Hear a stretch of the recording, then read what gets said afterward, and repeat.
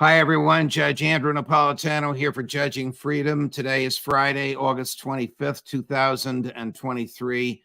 Our good friend Alastair Crooke joins us from the hills north of Rome in Italy. Alastair, always a pleasure. I have a lot to ask you about, particularly a recent column you wrote about why you are weeping for the West. But before we do that, let's address the breaking international news in the past 24 hours. What is the perception on the ground in Europe about the death of Yevgeny Prigozhin? Do people assume that this was orchestrated by the Kremlin? Do they suspect it might have been done by MI6 or CIA or Mossad so that it would look bad for Putin? Does anybody think it was an accident? What's your finger on the pulse telling you? Well, first of all, nothing is settled at the moment. There is an investigation, but there are lots of allegations being thrown around, lots of theories being aired, lots of... Let me just stop you for a second. Is it settled that he's dead? No, not even that is settled. Okay. They're still waiting for the DNA to confirm it. So it's not settled that he's dead. It's not settled, therefore, he was on that plane. Two Prigozhin planes took off from Moscow at the same time. One of them crashed. The other one did a U-turn and returned to Moscow immediately. So we don't know what's happened to that other plane at all. Secondly, we don't know what caused this crash to take place. First of all, people thought it might be a surface-to-air missile, but that increasingly is looking unlikely. They're still investigating it because really what you saw was the whole tail of the airplane come apart from the main body of the airplane. So it split in two very clearly, and they fell very much separately. And that's not so much a characteristic of a missile, but of an explosion taking place inside. Whether that explosion was a mechanical causation or if it was an explosion in terms of sabotage, we don't know. They still have not told us anything about it. We have therefore, really any basis for speculating about, therefore, what might or be behind it if it was not just a mechanical. It was quite an old Embraer Brazilian aircraft. I'm not suggesting that that was necessarily the fault, but I'm just saying there's a lot of speculation, and most of it is just pure speculation about whether, this was Putin was involved or the GRU were involved. Both of those are highly unlikely, in my view. First of all, Putin has spoken quite really warmly about Prigozhin in the last moment, quite gently, and I'm not surprised. This whole thing with the Prigozhin insurrection, I have a little experience of these things. And really, the GRU is a very competent organization. Russian intelligence is a serious organization, more serious than most Western services, in my view, personally. But, they must have, this was a complex intelligence game that was going on. Prigozhin was almost coat-trailing for a year, sort of saying, well, I'm against the government. I mean, I don't like the Ministry of Defense and everything. Of course, the GRU, of course, the High Command knew what was going on in Wagner. Of course, they knew these things. So it's very complicated. We don't know how it's all working out. And anyway, Putin has not said anything other than that he did a great service. And you recall that if this man was considered to have done something bad, he called him to his office in the Kremlin and said, listen, your mistake is you have to understand that Wagner doesn't serve Prigozhin, it serves Mother Russia. And all of his commanders behind him were nodding. It was only Prigozhin that looked a little bit unhappy with this. Right. Here's President Putin yesterday. It's very brief. There's an English translation, a simultaneous translation, basically saying he's sorry these people died. First of all, I want to express my sincere condolences to the families of all the victims. This is always a tragedy. Preliminary information suggests that Wagner Group employees were also on board. nothing really new or profound. Yet, my dear friend, the Western press, from my former employers at Fox to the New York Times to the Wall Street Journal to the Washington Post, are all saying he was murdered and Putin did it. Rubbish. Is the Western press going? Is the West generated or animated by CIA and MI6 going to use this as an opportunity to bash Putin yet again? Of course, but it's rubbish. First of all, if anyone wanted to get rid of Prigozhin, in that sort of way, he was in Africa last week. He could have just sort of disappeared in Africa and, not come back. Why would you, in the middle of a BRICS summit and the middle of something, blow up his plane? It would be ludicrous. They're not, they're not children in the security services. But also, as I say to you, there was a Western finger in the Prigozhin pie from the beginning. Remember the Discord leaks? It was very clear. The Discord leaks said that Prigozhin was offering Russian deployment information to Kiev. And Kiev came back, and Washington Post said, well, they didn't really trust it. You don't need an intelligence service to pick that up. Putin could have read it in the newspapers or anything else, and no one knew that this was going on. It's much more of a complex situation that's happening, and we don't know. And Putin, the other thing that's really important, at that meeting, and you played some of it, I think, at some point, but at that meeting with Prigozhin and all the commanders of Wagner, he made it very clear. He said, the problem is not what you've done now. The problem is that you've got to understand, we have to sort this out. You are a mercenary organization. There has to be some sort of normal organization. You can't go off and do your diplomacy in Africa or Belarus and have, the foreign ministry doing its diplomacy elsewhere. There has to be a Russian diplomacy. We have to get this organized. And who you serve is Mother Russia, not me and not Prigozhin. And he then gave Prigozhin, and he gave an undertaking to Prigozhin, and Prigozhin asked, and Putin said, no, I'm not going to go after you. I'm not going to go after you. And we've seen every sign that he's not going after it. Prigozhin has been in Moscow. He's been to Africa. He goes backwards and forwards with Belarus, with St. Petersburg. The rest is just story.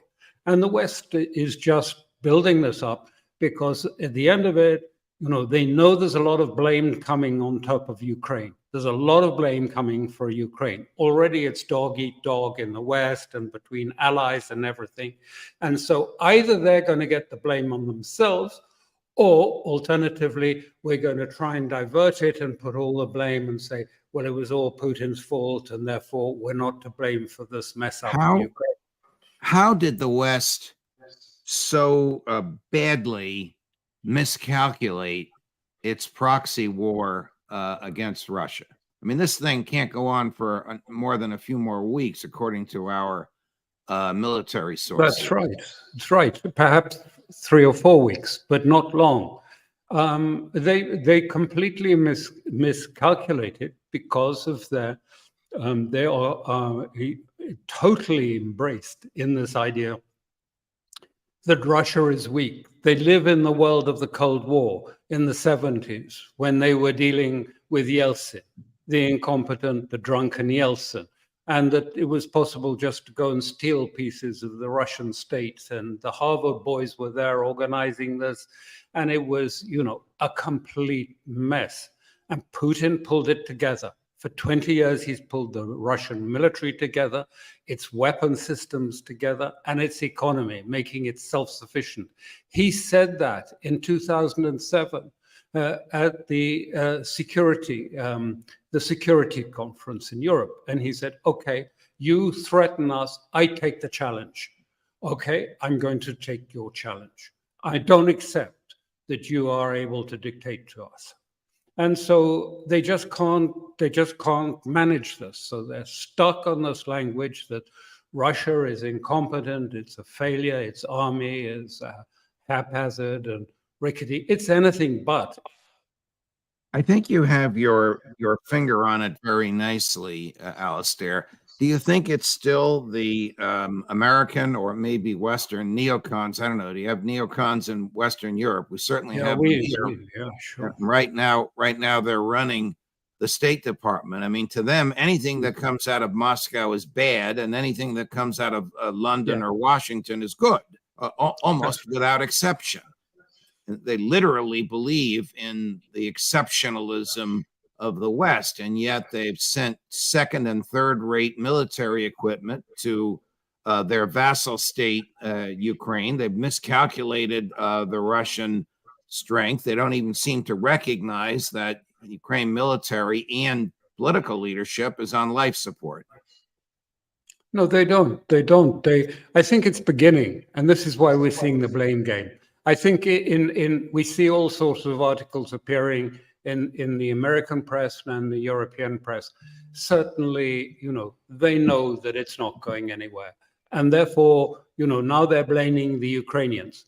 Now they're saying, oh, well, it's the Ukrainian fault. We gave them the training. We gave them all the weapons. The Wall Street Journal has an article like that saying, we gave them everything. And, they could still just about do it. But, we haven't got any more to give them. If they don't do it now, it's finished. So they're trying desperately to get something happening on the ground, and it's failing. They haven't achieved anything in this period, apart from firing 42 drones at Crimea on their Independence Day, none of which landed. But it's yes. And now they're also saying, well, it's probably the Europeans. They overhyped the Ukrainians. The Ukrainians, were suggested that they were going to, knock for six the Russian armor and its defenses. They still think they're fighting in Iraq. In 93, they still think it's a sort of desert war and that they're going to smash through the Iraqis. They forget that the Iraqis had already come to terms about Kuwait, and that Saddam Hussein had ordered his troops not to fight NATO. Then there was this great, dust storm, and they ended up entangled together. And there was this famous battle of 73 Eastings, and they crashed through Iraq. And so they think this is the same. It is very different. Here's two interesting clips. One you've seen, I know, because we've played it. The other I don't know if you've seen. The first is President Biden just last month in Helsinki saying Putin has already lost the war. The second is Jake Sullivan, the president's national security advisor, just last weekend, 5 days ago at Camp David, saying something quite different. What agreement is ultimately reached depends upon Putin. There is no possibility of him winning the war in Ukraine. He's already lost that war. Imagine anyway, he's already lost that war. I will say that over the course of the past 2 years, there have been a lot of analyses of how this war would unfold coming from a lot of quarters, and we've seen numerous changes in those analyses over time as dynamic battlefield conditions change. So what we have said from multiple podiums and multiple briefings remains the same, which is we're doing everything we can to support Ukraine in its counteroffensive. We're not going to handicap the outcome. We're not going to predict what's going to happen because this war has been inherently unpredictable. What we did this week is formalize through a letter from Secretary Blinken to his counterparts in Europe that upon the completion of that training, the United States would be prepared in consultation with Congress to approve third-party transfer of F-16 aircraft to Ukraine. There have, for reasons I don't fully understand, been questions about whether we were actually going to do that. So to put all of those questions to rest, that in fact the training will be followed by the transfer as we work with Congress to effectuate that and with our allies. All right, the second part of that is nonsense because if those planes ever arrive, it'll be too little too late, and we know it's going to take a year or two to train. The Russians will love it. It'll give them the chance to. Correct. But the other part of what Sullivan said fascinates me. What you're seeing there is, I believe, what you're seeing there. Sorry, I don't mean to interrupt you. But I was just going to say, we've moved on now because I think it is generally understood by all but a very few that there's not going to be a success, that there's not going to be success. But now there is a great debate and there's not an understanding. How do we get out of this? Where do we go? On the one hand, you've got those that say, well, look, let's just move on quickly and move out and concentrate on China. And the others saying, no, that is too damaging to the electoral prospects of Biden. And we've got to sort of keep it going and make sure that it's not, seen to be a complete failure. And then we've got to blame, the Ukrainians. They didn't make use of the training we gave them, et cetera, et cetera.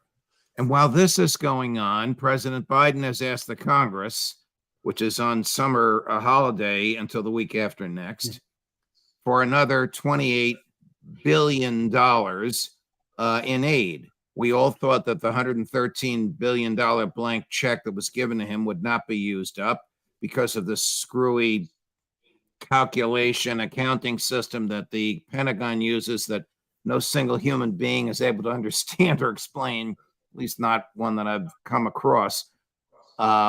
They claim now that they've used up the $113 billion, they need another $28 billion. So what off-ramp does he have? Just keep plowing money in until election day?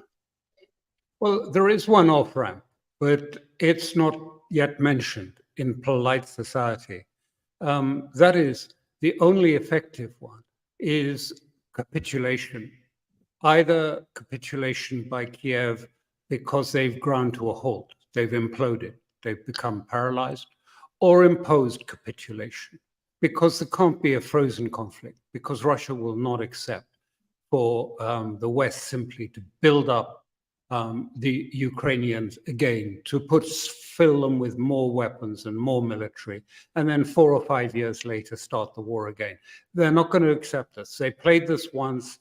They found the result was the Minsk Accords, which were just a false affair to allow that build-up to take place. It's not going to happen again. So there's no frozen conflict. And I know it may be said that, you're giving Russian speaking notes on this. I'm not. It's the logic of the situation. The logic of the situation is we're not actually with two forces that have come together that are equally matched and cannot progress. Neither one can or the other can win. It's not like that. The only way satisfactorily to stop this becoming a long war and a lot more people to die in this process, either now or in 2 or 3 years' time when it restarts, the simple way is for someone to encourage Zelensky or whoever's in charge there very shortly. Really, you will save yourself more. It will be better for Ukraine in the long run just to capitulate as early as possible and not have it forced on you. Talk to us, if you will, about the geopolitical reaction to this war, the new cohesion of anti-Western forces, the rise of BRICS as economic, cultural, maybe even political organization. You mean against the war or against generally this? I mean against the West generally. Oh, you mean in the world or in Europe? In the world. In the world. Yeah. No. Why are you? Why is Alastair Crooke weeping for the West? Well, I don't think many people will join in weeping for the West outside of Europe and the West, but they're weeping for the West because they see its complete dysfunctionality. They see that simply politics doesn't go anywhere. Politics is caught up in the absurdities of discussing abstract propositions about what is a woman and other things like this. There's nothing happening. We're becoming less and less functional, less and less capable. And they're realizing that the causes of this are deep and profound, and they need to be addressed, and no one is addressing it. And at the same time, if they don't deal with this, if you like, with this cultural war that is ongoing, they will find there's very little of Europe left at the end of this, on which to have the sense of European identity. The European identity has been gradually strangled in terms of its nation states over this period. And now there's no real sense of what is a European, what is it going to be. So Europe is in a dire problem, and this is going to get so much worse as the economic standard of living collapses. And at the same time, Europeans find that they're only minorities within their own state, one minority amongst other minorities. And this means that their identity is really just withering away. So they feel they've got to do something now to try and preserve that identity. And even though some of them are long-lived, it is still, it's still a danger. So we are seeing a very strong pushback in the West, as you are having in the United States, in terms of realizing that we're engaged in a cultural war which is existential for Europe, existential in the economic sense, and existential too, in the terms of what does it mean to be European. Are NATO's now manifest weaknesses and absurd political and military calculations making BRICS more attractive to more nations? And as BRICS grows and maybe adopts a currency based in gold, what will that do to the American dollar? I know there's a lot to unpack there, but but I mean, put it simply, this is a huge shift that has taken place, and it derives from two great errors that have been perpetuated. The first was to start the financial war against Russia and against other states through sanctions and through other means. And the second was to lose Saudi Arabia, because that means you've lost China and Saudi Arabia, which were the main buyers of US treasuries. Without having buyers of US treasuries, it's inevitable that the problems of the debt are going to become really serious. It's also the case that this huge gathering of the BRICS that have come together in these last few days, which includes Saudi Arabia, Iran, it includes all the six main energy producers. It includes all the main energy consumers. And it is now going to trade without using the dollar, without touching the dollar. There was a sort of false demand for the dollar, which was owed itself only and exclusively to the Bretton Woods Agreement and the petrodollar agreement. And as that fades away and large proportions of the world just shift to trading in their own currencies, the dollar will get weaker. Inflation, therefore, will go up as it devalues, and therefore interest rates will go up. And this will put great stress on European and American banks and the financial system. So this is a result of some very bad strategic mistakes that were made a little earlier. So it's clear. It's clear, is it not, that the American-imposed sanctions have hurt the West far more than they have hurt the target of the sanctions, which is the Russian economy? Yes, but it did provoke this backlash, and you see it particularly in Africa, but in the Middle East, they no longer want the binary American, European, you're either with us or against us formula any longer. We are our own people. We make our own decisions, and we don't care about you anymore. And it's really, the feeling is very profound and quite hostile now, certainly in Africa. And listen to what they're saying in West Africa about Europe and about colonialism and the French and things like this. It's gathering steam. It's not running out of momentum. It's gathering steam. And most of the world is coming together in this form. As I say, it will have monetary. I'm not talking about a reserve currency. It's not like that. It's just simply that the system which imposed on so many countries to have to buy and keep dollars is gone. And as it sort of deflates and goes away, the dollar is going to inevitably lose that demand, therefore become weaker, and therefore inflation will go up. And as inflation goes up, interest rates go up, putting great stress on the economy. Alastair, always a pleasure, my dear friend, no matter what we're talking about. The regular viewers of this show, and certainly the host of the show, are happy that you have returned from holiday. So bye. At least I made it. Yes, thank you, my dear friend. Great conversation. No matter how gloomy things look, you have a gifted way of explaining things with credibility and clarity. Thank you very much.